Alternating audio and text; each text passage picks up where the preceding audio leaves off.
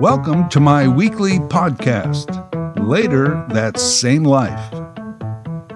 I'm Larry Fedoruk, and each week I bring a topic, a discussion, a story from our lives. Season 6, Chapter 9.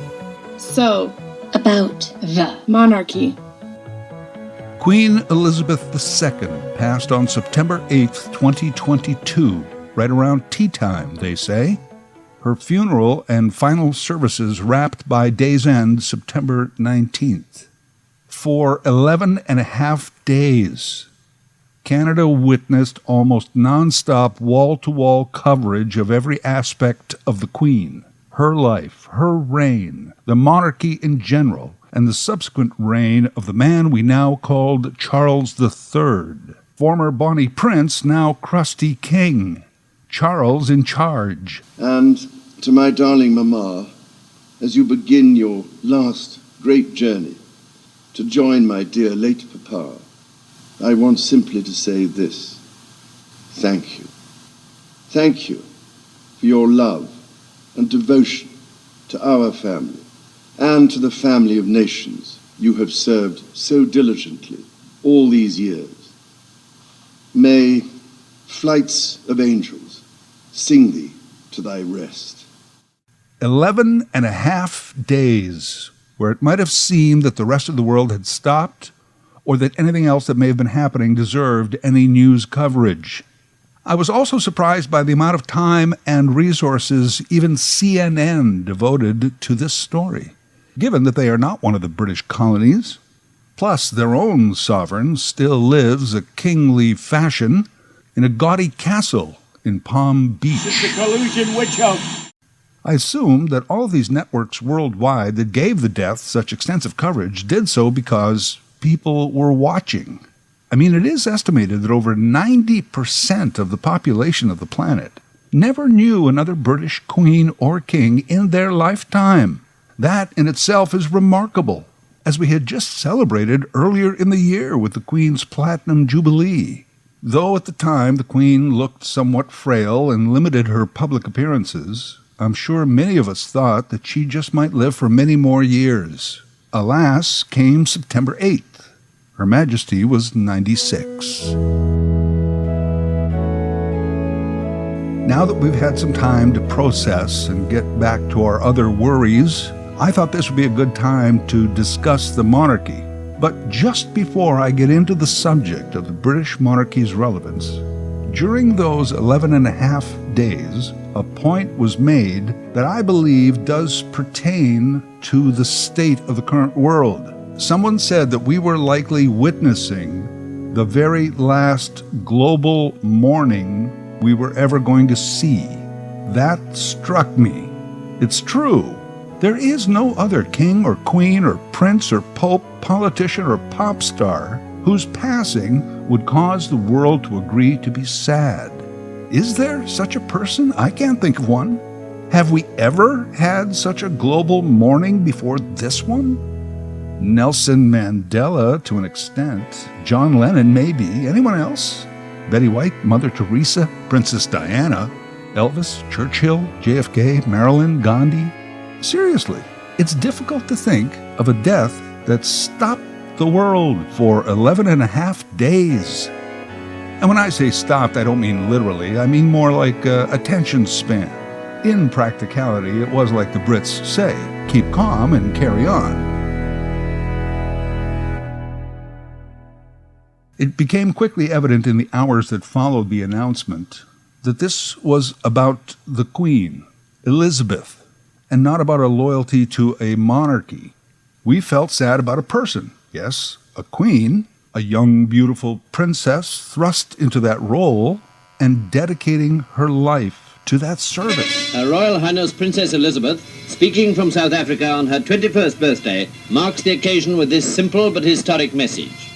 I should like to make that dedication now. It is very simple.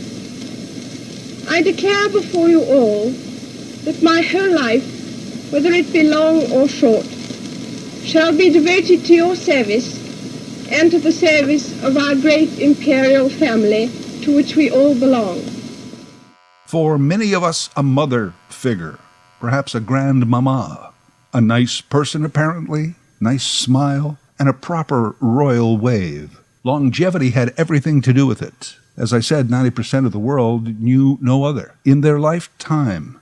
And I think we as much mourned the end of an era as we did her. We mourned the change, bereft by a breakdown of what had always been. As one other person said, she is the late sovereign of happy memory. The global mourning was about the death of a person, not the death of their monarchy, which also may be imminent. The stories of Elizabeth herself seemed pretty consistent.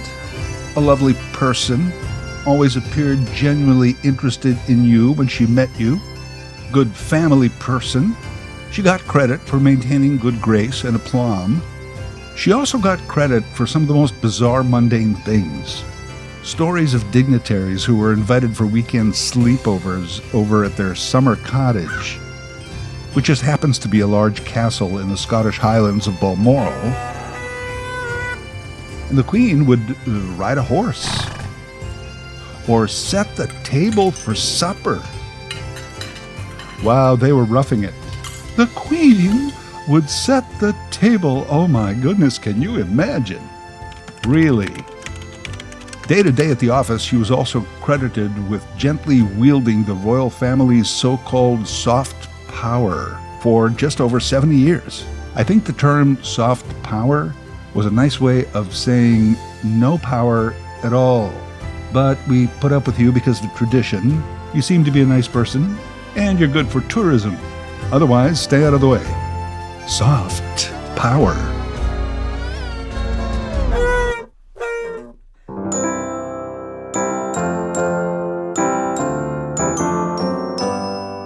So let's look at this Commonwealth, formerly known as the British Empire, now ruled by the narcissist formerly known as Prince. Just before World War II, the British Empire ruled or controlled about 1/5 of the world's population, including India and almost 1/3 of Africa, Kenya, the British Congo, South Africa, Sudan, and more. Under Elizabeth's reign, the empire evolved into a more palatable Commonwealth. But that has devolved into 14, let's call them properties. Notably, of course, there's the United Kingdom. But even that doesn't include all of Ireland, just Northern Ireland. Scotland wants out. Wales mostly also. United Kingdom. After that, there's Australia and New Zealand, both of whom have expressed a loyalty to the Queen, but not the monarchy so much. Both feel they will be independent republics within a generation. Of course, there's Canada, and I will get to that later. So apart from those, and no disrespect intended to the wonderful people of these nations, but places like Belize, St. Lucia, and Tuvalu, not exactly economic powerhouses. Earlier this year, during William's Caribbean Jubilee tour with the Missus, the otherwise popular couple were actually booed and jeered in many of these Commonwealth Island properties. The Commonwealth, more people want out than want in. When it comes to the British monarchy, it's the end of their world as they know it. The Queen was the last little bit of glue that held it together. Even Charles knows that. Elizabeth was often called the Queen of England. Incorrect in that it wasn't her full title. But I think that's the way it should be. King Charles III, King of England. England is where it all started, and it's fitting that that's where it should end. For England itself, the royal family is their Disneyland. Six Flags Amusement Park, Wally World. Buckingham Palace is one of the most visited places in the world. And during those 11 and a half days, many people said no one does pageantry like the Brits. So I'll give you that. For England, it's an industry. And I hate to shut down an entire industry and see loss of jobs, etc. So let them have their pomp and circumstance. And we all promise to try and get to England sometime soon and see the palace. But for Belizeans and Jamaicans and Grenadians and Canadians et al., I'm not saying forget history. I'm saying it's time to begin to write a new one. When you look at the history of the monarchy, especially the British monarchy, it's not good. During those brutal 11 and a half days of coverage, there were many historians on various talk panels. I mean, they had 11 and a half days of television to fill. So they talked about a lot of things. They talked about the evolution of the British monarchy. They would point out buildings in London that were still around 1,000 years later. This monarchy from the Middle Ages through the Age of Exploration in the mid-1500s.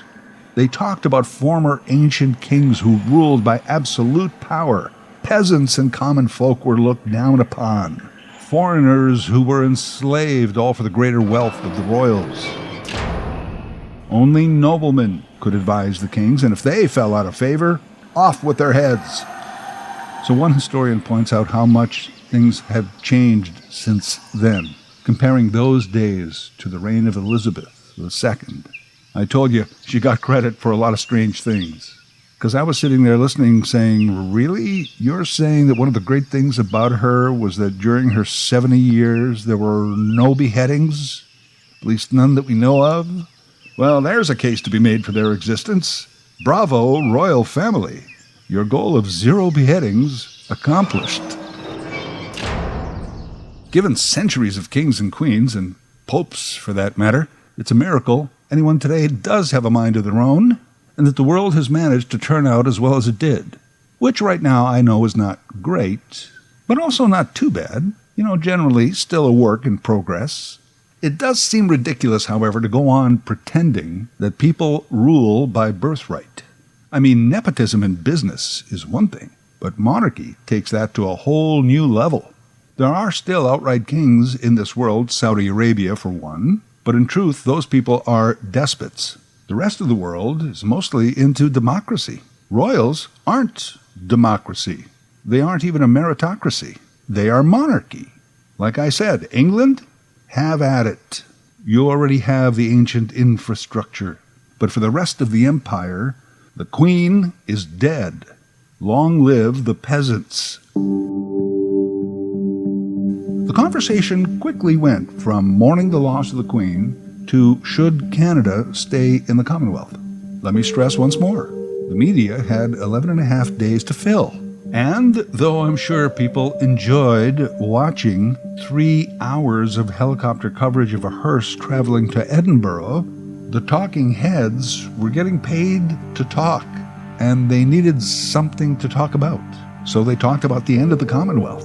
That wasn't new. That discussion has been happening for at least a decade. The Queen is getting older. She won't live forever. We're not as fond of Charles, etc., etc. And then, September 8th. And it was like, well, the time is here. Polls taken during the Queen's Platinum Jubilee and after her passing both have similar numbers. About 60% of Canadians want to ditch the monarchy. Currently, Canada is a constitutional monarchy, which, as we all should know, means we govern ourselves, but the Queen, now King, is our official head of state. And we have a Governor-General who is the monarch's representative in Canada. Now that person is a Canadian of note and is in a largely ceremonial role. So should we ditch that? A lot of people say, well, what about the money or the stamps? Well, listen, anyone or anything can be on a stamp. Who cares? Plus, who uses stamps anymore? There's maybe like 3 of us left in the entire country. The money, well, again, this is not about erasing history. This is about moving forward. And if we did love Elizabeth, and she was our queen for 70 years, then why shouldn't she stay on the 20 and the coins for a little while longer? And who uses coins? Or bills, for that matter? There's about 3 of us left. 60% of Canadians want to ditch the monarchy. That's not exactly an overwhelming majority, but I imagine as the older demographic dies off and immigration continues, that number will grow larger in the coming years. Plus, most Canadians feel that if we do seriously consider it, we should have a referendum on it first. That seems like a good idea.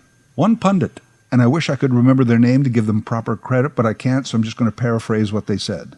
They said we shouldn't just have one referendum question. Do you want to get rid of the monarchy? The referendum should actually be 4 questions. I love this idea. Question 1, do you want to get rid of the monarchy in Canada? Question 2, are you sure? Question 3, what would you replace it with? Question 4, are you sure that that would be better? That's pretty good. Seriously, it would force people to think beyond a simple yes or no question.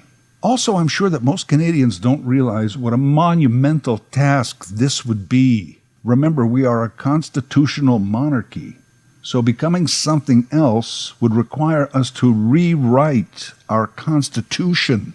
You think that's going to be easy? Man, every self-interest group and their cousins will want something in it for them. And it's not that they don't deserve the attention.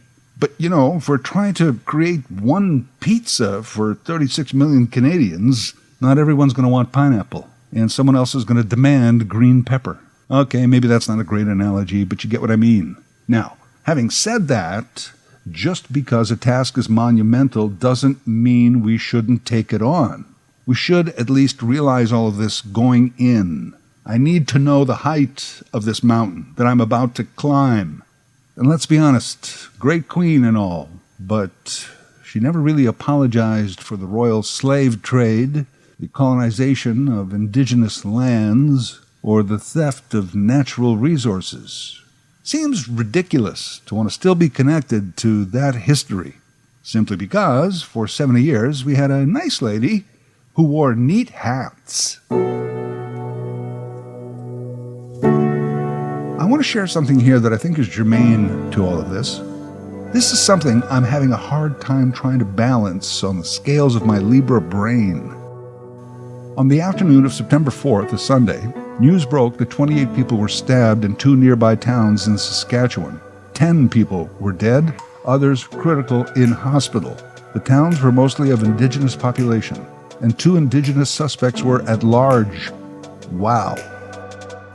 The weekend CBC News anchor was basically left on her own for hours. Hours I watched or kept checking back. This was a huge story. Surely the CBC would call in other anchors and reporters on a weekend. They did not. This was a massive story. This anchor was on her own, repeating the same limited information, running the same clips over and over. They cut to an RCMP news conference in Regina, and no CBC reporters asking any questions. So I thought, well, gee, they got caught off guard by a big story on a weekend, but wait till tomorrow. The next day, Monday, Labor Day, same thing. Weekend or fill-in staff, with almost zero help in the field. Someone said that Chief Correspondent Adrienne Arsenault was in Saskatchewan, but I never saw her all day. What the?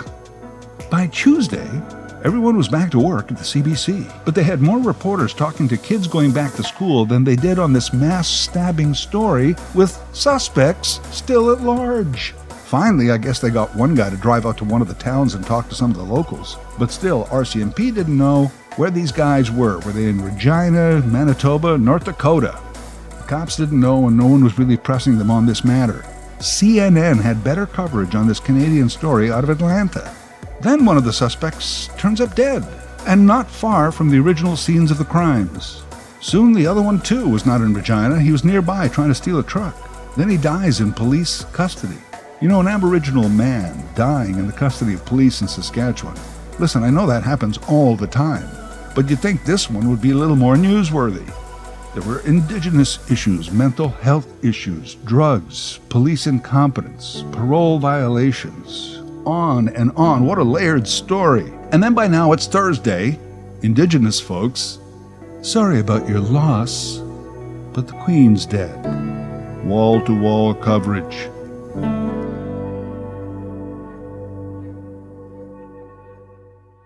I don't know how many CBC people flew to London on our dime, but I counted at least 6 different reporters and anchors. Each would have had at least one camera person.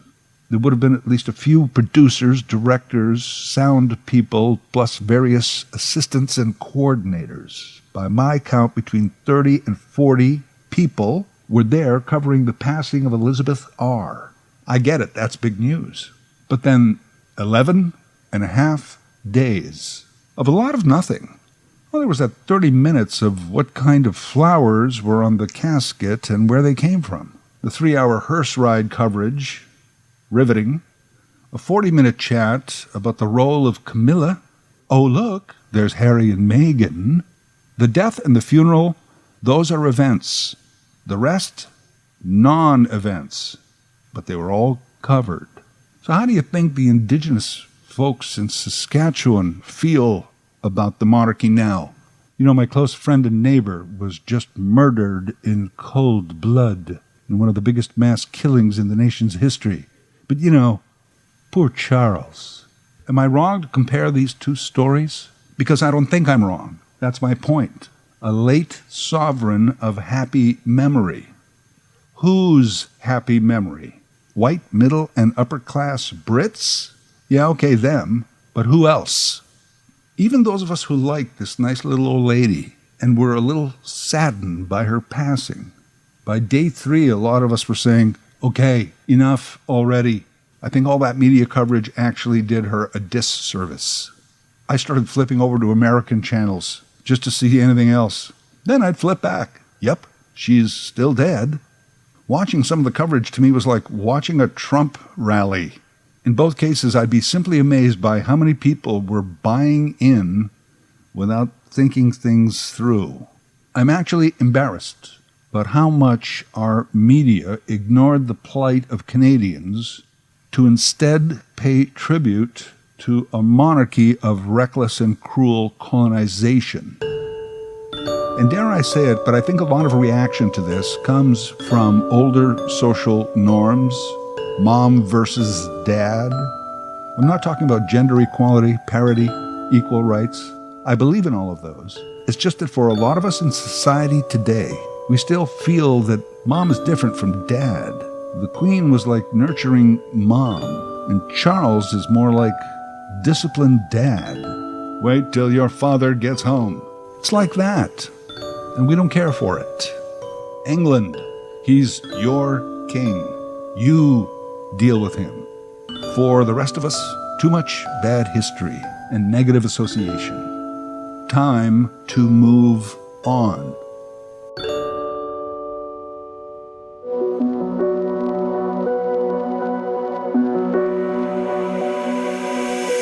Should Canada ditch the monarchy? Yes. Question 2, are you sure? Yes. Question 3, what would you replace it with? Constitutional republic, with a system of government based on the current British-style parliamentary model. But we also get to vote for the senators. Hey, if senators get to vote on bills that affect our lives, we should be allowed to vote on them. Question 4, would this be better? Well, no one knows that. I guess it would be if we all work on it. All of us. Peasants. Later That Same Life is written, voiced, and produced by Larry Fedoruk. LarryFedoruk37@gmail.com. Subscribe to Larry's podcast YouTube channel. Get automatic notifications with each new episode.